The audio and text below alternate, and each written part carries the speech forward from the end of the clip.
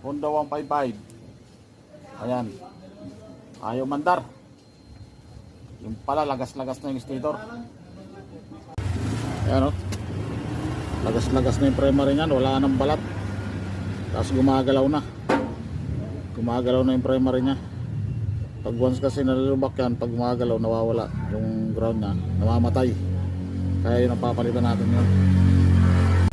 Pero bumili ng bagong stator na may-ari. Replacement lang din. Ayun yung tatak ko. Yado. Walang balikan to. Kabit ko na. Ayun, nakabit ko na. Stator bago.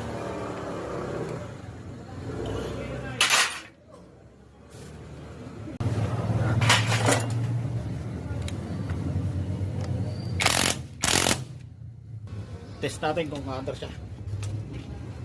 Sana mandar.